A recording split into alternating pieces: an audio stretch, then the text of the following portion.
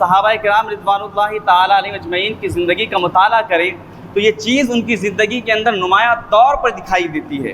اللہ اکبر، عجیب عالم ہے ان کی زندگی کا کہ اگر کوئی امیر المومنین ہے، اگر کوئی مسلمانوں کا بادشاہ ہے، مسلمانوں کا آقا ہے، تو صرف وہ تخت شاہی پر بیٹھ کر فرامین جاری نہیں کرتے، شہنشاہیت نہیں دکھاتے، بلکہ وہ زمین پر اتر کر خلق خدا کی خدمت کرتے ہوئے نظر آتے ہیں۔ وہ راتوں کو گلی کوچوں کا چکر لگاتے ہیں کہ کہیں کوئی بھوکا تو نہیں سو گیا، اگر سو گیا تو میں خدا کی بارگاہ میں کیا جواب دوں گا، اور اگر کوئی بھوکا مل جاتا ہے تو امیر المومنین ہونے کے باوجود گندم اور سبزی کی بوریاں اپنی پیٹھ پر لاد کر کے ان کے گھروں تک پہنچاتے ہیں۔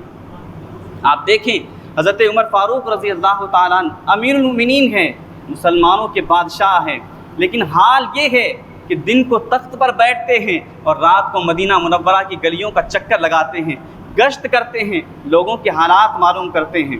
اور ان کا تخت کوئی سونے چاندی کا تخت نہیں تھا، ہیرے جواہرات کا تخت نہیں تھا، آج کل کے نیتاؤں منسٹروں منتریوں کی طرح ان کا کوئی تخت نہیں تھا، ان کے کوئی پرائیویٹ جیٹ نہیں تھے، پرائیویٹ گاڑیاں نہیں تھیں، بلکہ ان کا تخت مسجد نبوی کی چٹائی تھی۔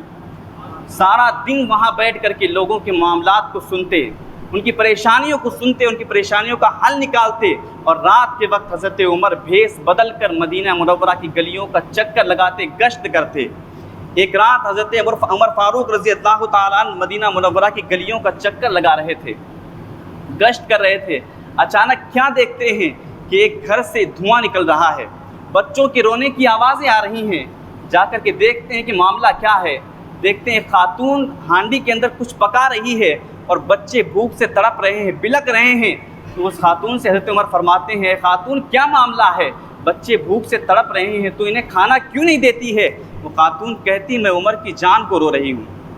حضرت عمر کے پیروں تلے زمین کھسک جاتی ہے، پوچھتے کیا معاملہ ہے، کیا پریشانی ہے؟ وہ خاتون کہتی، 3 دن ہو گئے ہمارے یہاں کھانے کے لیے کچھ نہیں ہے، میں روزانہ ہانڈی کے اندر پتھر ڈال کر کے نیچے سے آگ جلا دیتی ہوں تاکہ بچے انتظار کر کر کے سو جائیں، لیکن اب یہ بچے سو بھی نہیں رہے ہیں اور یہ پتھر پکیں گے بھی کیسے؟ جتنا سننا تھا حضرت عمر فاروق رضی اللہ تعالیٰ عنہ کا کلیجہ دہلنے لگا۔ فوراً واپس پلٹے، بیت المال میں آئے، گھی کا ڈبہ لیا، آٹے کی بوری لی، مرچ مسالہ وغیرہ جو کچھ بھی اس وقت کی ضرورت کی چیزیں تھیں وہ ساری چیزیں ساتھ لی، بوری اپنی پیٹھ پر رکھی، سامان کندھے پر رکھا۔ بیت المال سے باہر نکلے تو آپ کے غلام اسلم نے دیکھ لیا، کہنے لگا حضور لاؤ میں اٹھا لیتا ہوں۔ حضرت عمر فرماتے ہیں، اے اسلم کیا کل قیامت میں بھی تم میرا بوجھ اٹھا لو گے؟ کہا حضور قیامت میں تو اپنا اپنا بوجھ اٹھانا پڑے گا۔ کہا پھر آج بھی مجھے ہی اپنا بوجھ اٹھانے دو۔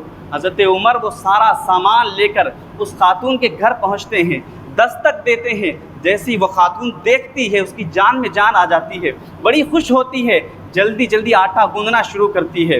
حضرت عمر سبزی کاٹنے لگ جاتے ہیں، ادھر حضرت عمر سبزی کاٹ کر کے تیار کر دیتے ہیں، ادھر آٹا بھی گوندھ جاتا ہے، اب چولہے کے اوپر پکنے کے لیے رکھا جاتا ہے۔ تاریخ میں ملتا ہے کہ آگ بجھنے لگتی تو حضرت عمر فاروق جھک جھک کر پھونکیں مارتے تاکہ آگ بجھنے نہ پائے، آگ بجھنے نہ پائے۔ حضرت عمر فاروق رضی اللہ تعالیٰ عنہ جب وہ کھانا جب پک گیا، پک کر کے جب بچوں کے سامنے آیا تو بچوں کی حالت یہ تھی کہ بچے رو رو کر نڈھال ہو چکے تھے۔ حضرت عمر اپنے ہاتھوں کو، اپنے گھٹنوں کو زمین پر رکھ کر کے جیسے بکری کا بچہ چلتا ہے ان بچوں کے آگے کبھی ادھر چلتے ہیں کبھی ادھر چلتے ہیں تاکہ بچے انہیں دیکھ کر کے خوش ہوں۔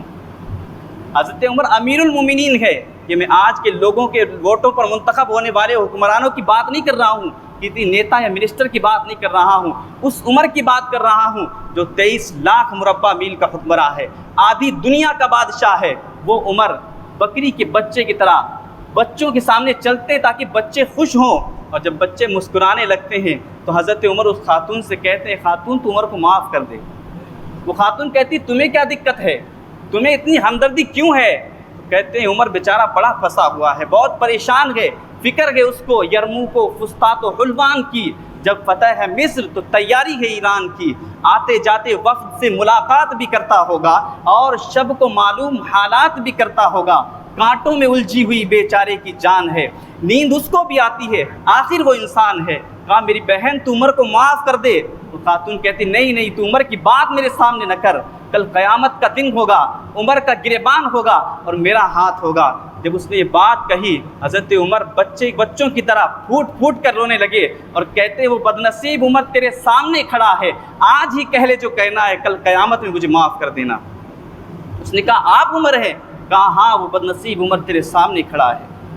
صرف یہی نہیں، میرے پیارے آقا صلی اللہ علیہ وسلم کے پیارے دیوانوں، اگر آپ صحابہ کی زندگی کا جائزہ لیں تو ان کی زندگی کے اندر خدا کا خوف کچھ اس طرح دکھائی دیتا ہے کہ وہ ایک جانور کی بھی فکر کرتے ہوئے نظر آتے ہیں۔ وہ یہ کہتے ہیں کہ اگر دریائے نیل کے کنارے ایک کتا بھی مر گیا تو مجھے خدا کے حضور اس کا جواب دینا پڑے گا۔